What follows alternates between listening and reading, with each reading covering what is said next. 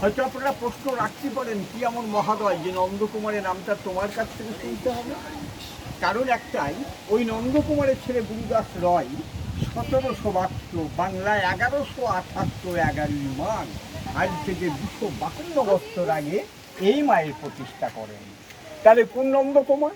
সেই নন্দকুমার যে নন্দকুমারকে ভারতবর্ষের বুকে প্রথম ফাঁসি দেওয়া হয় 1775 খ্রিস্টাব্দে 5ই আগস্ট কলকাতার হেস্টিংসে। তখন তো কলকাতা এতটুকু, সুতানাটি, গোবিন্দপুর আর কলকাতা 3টে গ্রাম, মাত্র 10,000 লোক। কলকাতার অধিকাংশই অধিবাসী ওই অন্যায়ভাবে ফাঁসি দেওয়ার জন্যে ব্রিটিশ সরকারকে ধিক্কার দিয়েছেন। অনেকে বা গঙ্গা জলে স্নান করে বাড়ি ছেড়ে পালিয়ে গেছেন। প্রমাণ উত্তর পাড়ার সেনবাড়িটা আজও কিন্তু সিল করা আছে।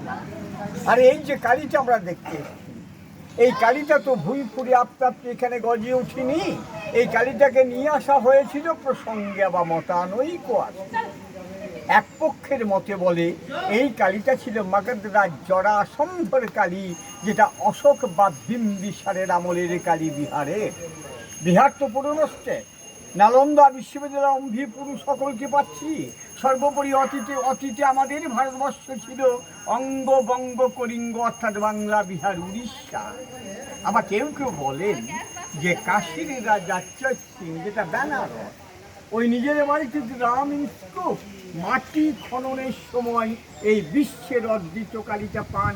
এটা কিন্তু একমা দ্বিতীয়াম, এক এবং অদ্বিত বিগ্রহ, যেটা বিশ্ব ব্রহ্মাণ্ডে আমরা এই ধরনের কালী কোথাও পাবো না। তাই এই ধরনের কালী কেন বললাম? আরে কালী তো দেখেছি মহাকাল, অর্থাৎ শিবের উপর রায় থাকা কালী।